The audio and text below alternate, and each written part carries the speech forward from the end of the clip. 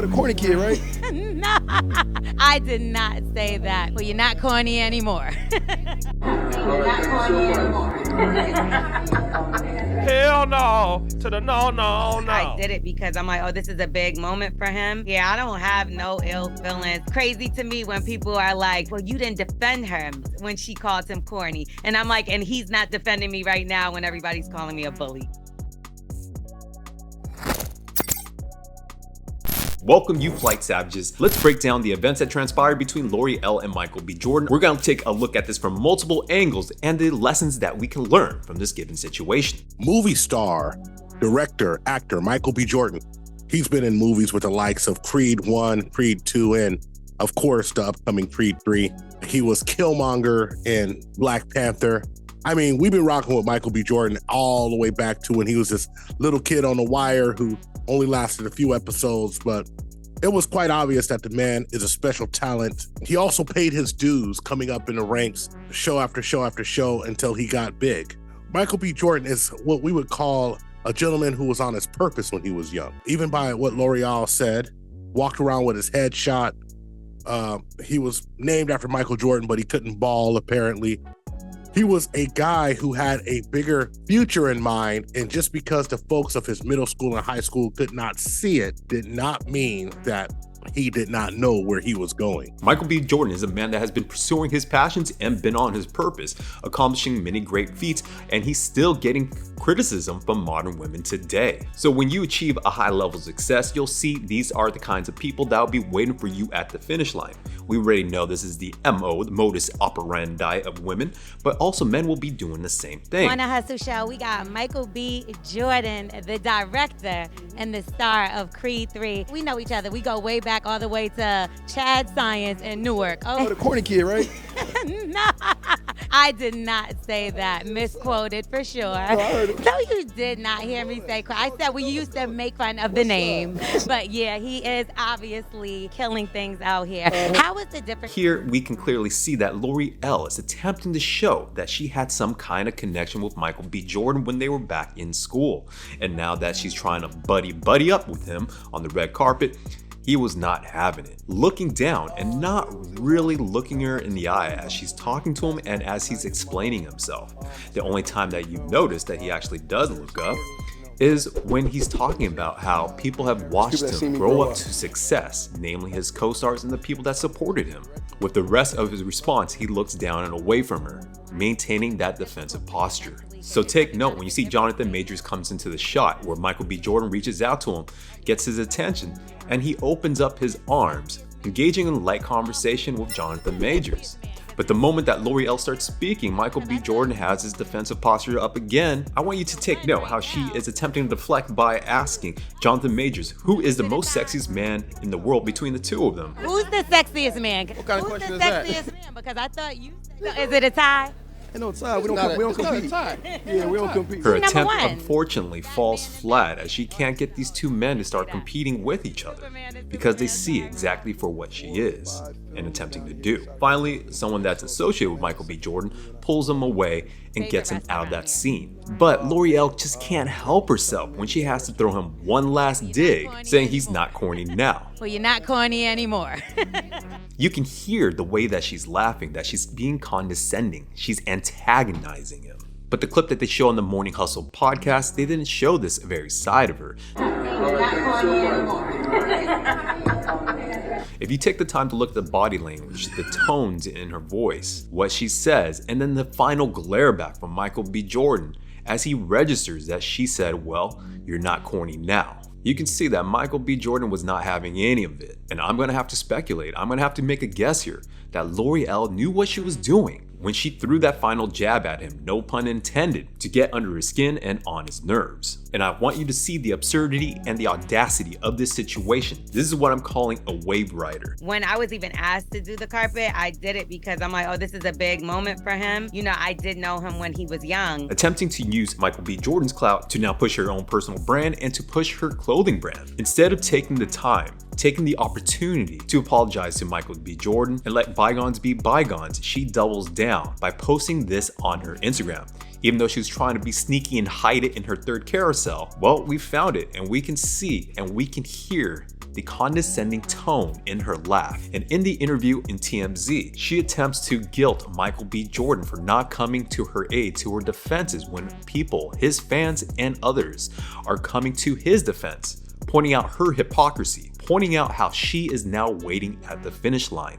Yeah, I don't have no ill feelings, but it's crazy to me when people are like, well, you didn't defend her when she called him corny. And I'm like, and he's not defending me right now when everybody's calling me a bully, because he knows I'm not. Playing victim to win people to her side, but in the end, it only makes her look more foolish and more of a clout chaser than ever. You see, guys like this are called corny. They're called weirdos. You know, they're nondescriptive and maybe just not flashy enough. They're not thuggish enough. They don't have that edge to them that some of these ladies like. You know, think of Childish Gambino, who he would be a non-select brother. I mean, you even think of the old school Jaleel White when he was Steve Urkel.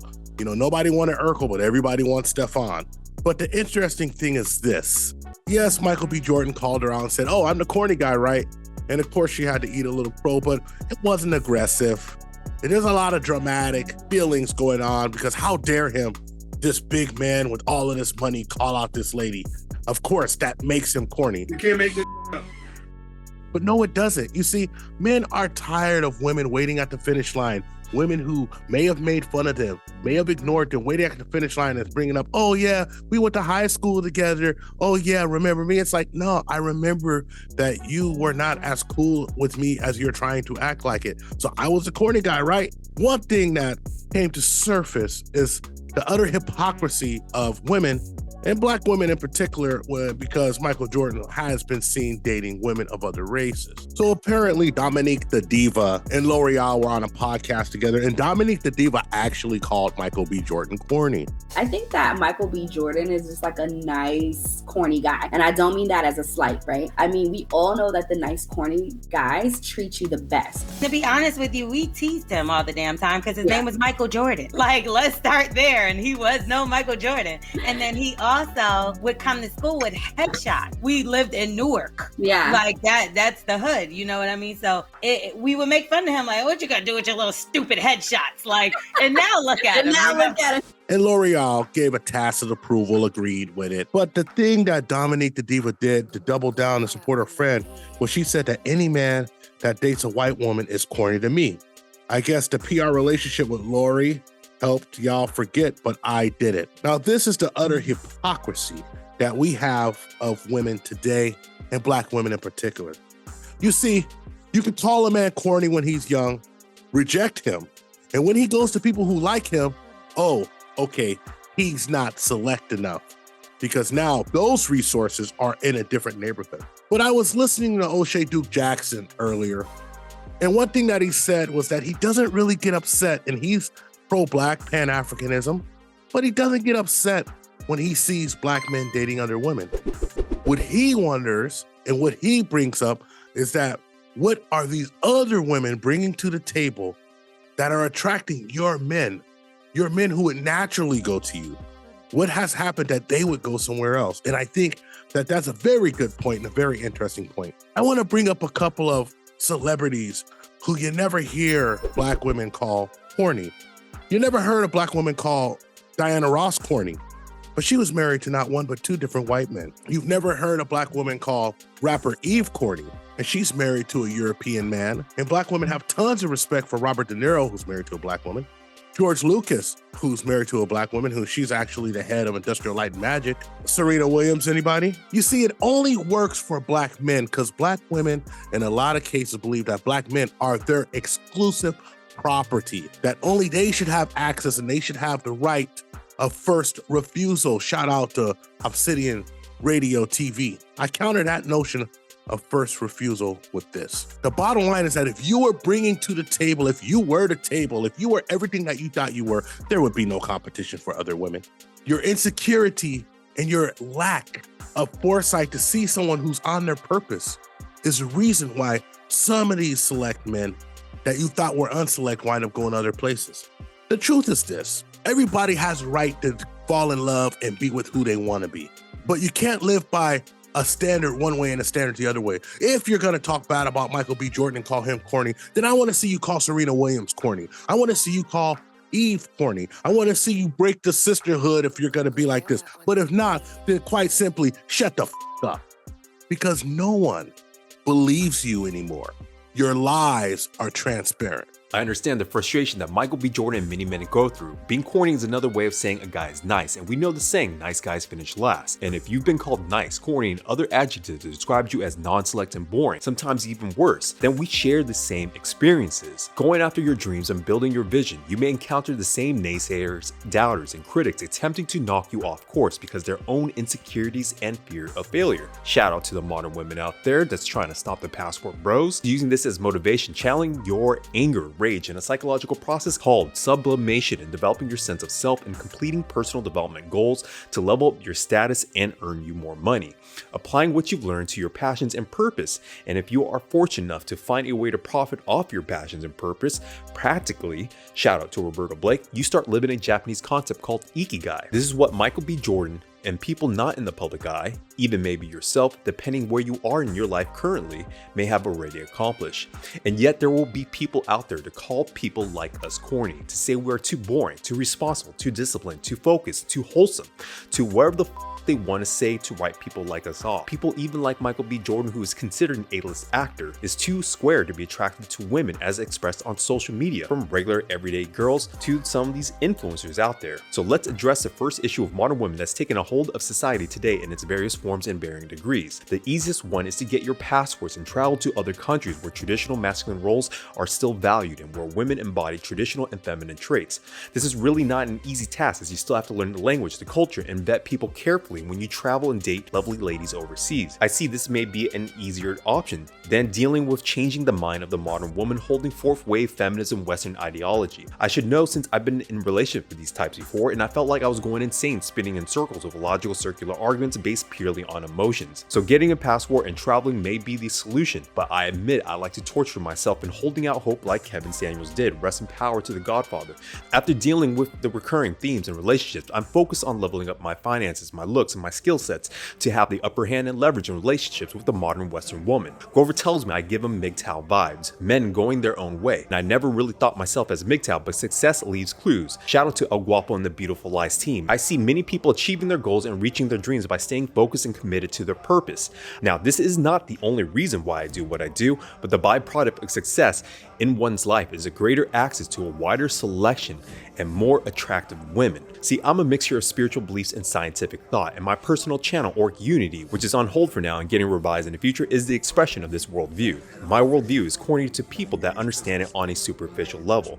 Doing YouTube, becoming a content creator, I have my doubters and my critics, people that tell me that I will fail. People always attempt to label you as something and attempt to mold you into their image and what they want you to be. You see this with modern women shaming, insulting, guilting, and having the need to be right, assaulting men with lies, using these same tactics on foreign women around the world. This is the same energy, maybe not the same level we see being thrashed upon password bros. Those people will try to sow doubt in your minds and unintentionally or intentionally prevent you from becoming the person you are meant to be, living a life of happiness and being fulfilled. People like my good friend and spiritual brother Joe Corzo came down to LA in a beater car to live with my friends and I and become an actor. Through our conversations over the years, he has similar experiences to what I described earlier. Every year, Joe has leveled up, earning acting gigs in Hollywood, making his way California dream into his vision. I was there when people would scoff at his work and his dedication, but the man, like Michael B. Jordan, kept pushing forward. There will be the same people and the same women calling people like us, the dreamers and doers of the world, corny, and whatever else they say to deter us from our dreams and our vision. Whether it's getting a passport, seeing the world, losing weight, earning more money, or even something bigger than that. It is crucial that you complete these goals no matter what. People may call you corny, they may trash your dreams, your goals, but those are your goals. But when it is time to cross the finish line, everyone will be waiting at the end to be a part of what you created. And we know notoriously women are famous for this. So watch out for the wave riders in the mist, wanting to be a part of your success, saying that they were there since day one. At this juncture, you will have the leverage and hopefully the abilities to recognize who was real and who was in your corner, who cheered you on and encouraged you to go forth. The corny ones usually have the biggest chip on their shoulder. Use that as a source of power and energy to drive you towards success and getting what you want. Ignore and leave the rest of these haters, naysayers, and doubters in the dust. Leave them in their own misery. Go after the life that you envision and go towards your happiness. Stay focused and stay locked in. Follow your heart. Try to block out the noise and distractions as much as possible and run your race. Don't compare yourself to anybody else. Just keep going. Well, that's all I got for you polite savages. Make sure you like and subscribe. Join the TIPTube. Become a part of our polite savages. Hit us up on a Patreon. And of course, as always, ask yourself one burning question. Can you handle the tip? This is G. We're out. Thank you for listening to the TIP Network. Follow us on all social medias. Don't forget to like and subscribe. Leave your thoughts down below. Join the THPPtube memberships and the Patreon. This is ScottT and Grover. Can you handle the tip? Because we are going all in. Peace. We found true happiness